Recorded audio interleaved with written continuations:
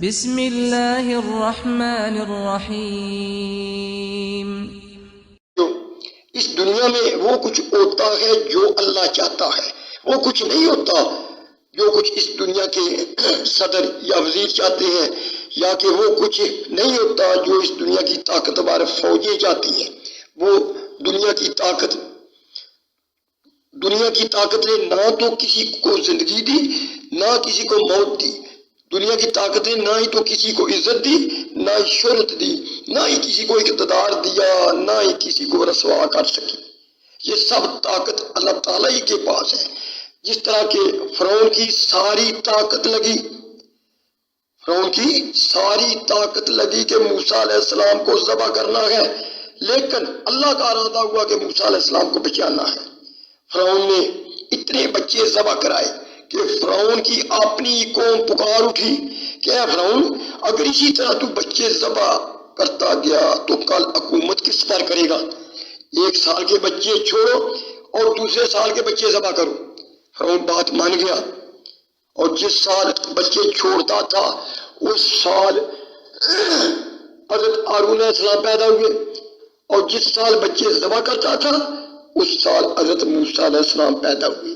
جس وقت موسیٰ علیہ السلام پیدا ہوئے تو اللہ تعالیٰ نے وحی کے ذریعے موسیٰ علیہ السلام کی والدہ کو کہا کہ اس بچے کو صندوق میں بند کر کے دریا میں بہا دو، اور اس صندوق کو فرعون پکڑے گا۔ موسیٰ علیہ السلام کی والدہ بہت پریشان، غمگین، یہ بچہ کیسے بچے گا؟ یا تو یہ پانی میں ڈوب جائے گا، اگر پانی سے بچ نکلا تو فرعون کے ہاتھ لگے گا تو وہ ذبح کر دے گا۔ اللہ تعالیٰ نے فرمایا یہ بچہ پانی میں جائے یا کہ فرعون کے ہاتھ لگے۔ اے موسیٰ کی ماں، جب اس بچے کو بچانا تیرے اللہ کا کام ہے، تو پریشان نہ ہو، تیرے حق میں یہی بہتر ہے کہ اس بچے کو صندوق میں ڈال کر دریا میں بہا دے۔ تو دیکھ کہ میں اس بچے کو واپس تیری گود میں لٹا دوں گا اور تیری زندگی میں اس کو رسول بنا دوں گا۔ یہ دونوں چیزیں تو دیکھ کر مرے گی، اس سے پہلے نہیں مرے گی۔ جب اس صندوق کو فرعون نے پکڑ لیا تو کیا دیکھتے ہیں کہ صندوق میں بڑا خوبصورت بچہ بیٹھا ہے۔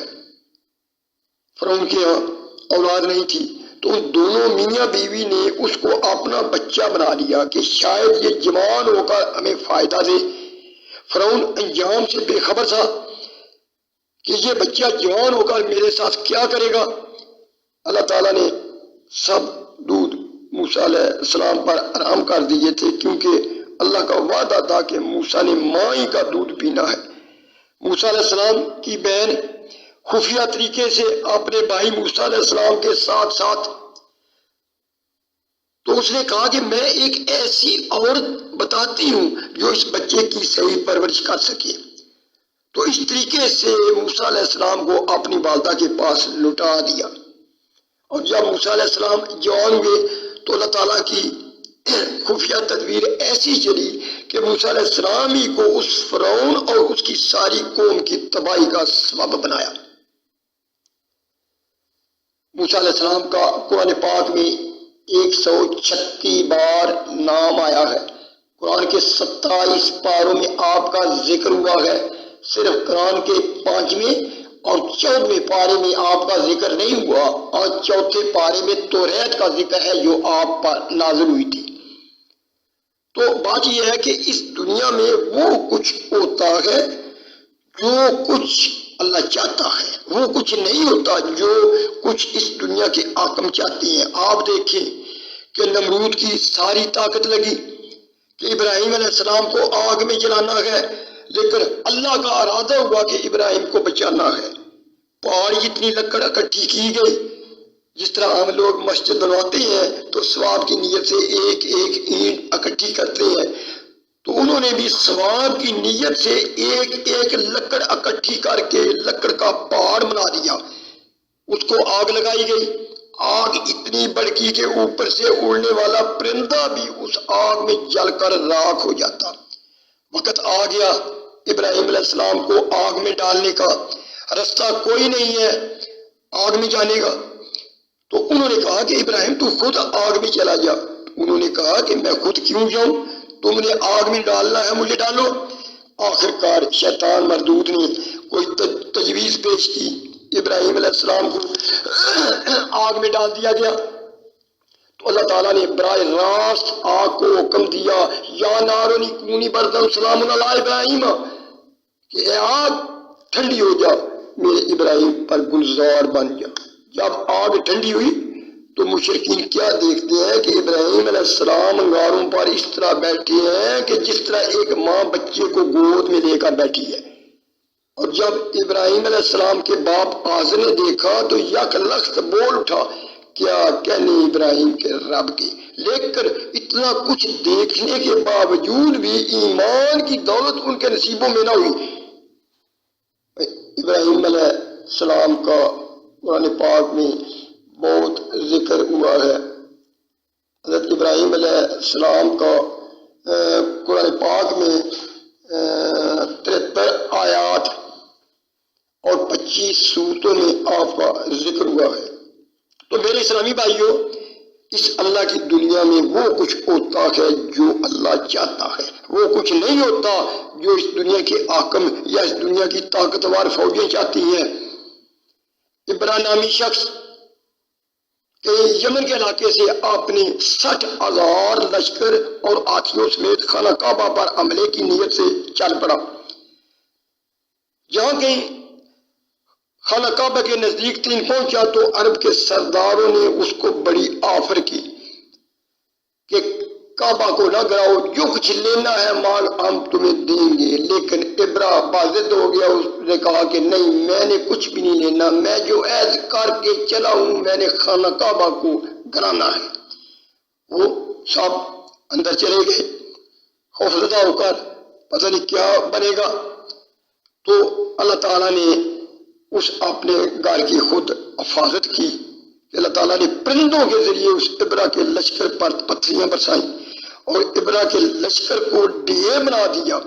قرآن پاک میں اس چیز کا سورہ کہف میں ذکر ہے، علم تارا کیف فعل ربک باصحاب الفیل علم یجعل کیدہم فی تضلیل وارسل علیہم طیرا ابابیل ترمیہم بحجارۃ من سجیل فجعلہم کعصف مأکول۔ اپنے پیارے نبی کو اللہ تعالیٰ ارشاد فرما رہے ہیں، کیا آپ نے دیکھا نہیں کہ تیرے رب نے ہاتھی والوں کے ساتھ کیا کیا؟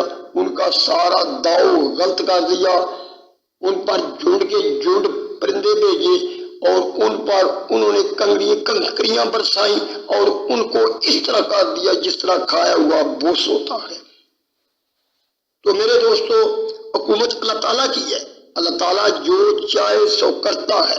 آپ دیکھیں کہ ایک حقیر مخلوق مچھر کی خوراک اللہ تعالیٰ نے اشرف المخلوقات انسان میں رکھی ہے۔ دروازے بند ہیں، روشندان کھڑکیاں بند ہیں، اس کے باوجود بھی انسان پر حملہ کر دیتا ہے۔ اور یہ نہیں کہ چوری آتا ہے، نہیں، آن بجاتا ہے، سائرن بجاتا ہے کہ میں آ گیا ہوں۔ اور اشرف المخلوقات انسان اس حقیر مخلوق مچھر کے آگے بے بس ہو جاتا ہے، وہ انسان سے اپنی خوراک لے کر چلا جاتا ہے۔ ایک سروے کے مطابق اس دنیا میں ہر سال 20 لاکھ آدمی اس ملیریا کی موت سے مرتے ہیں۔ ہاتھی کتنا بڑا جانور ہے، اس کی موت کا سبب اللہ تعالیٰ نے ایک حقیر مخلوق چمٹی کو بنا دیا ہے، وہ ہر وقت چمٹی سے محتاط ہو کر رہتا ہے۔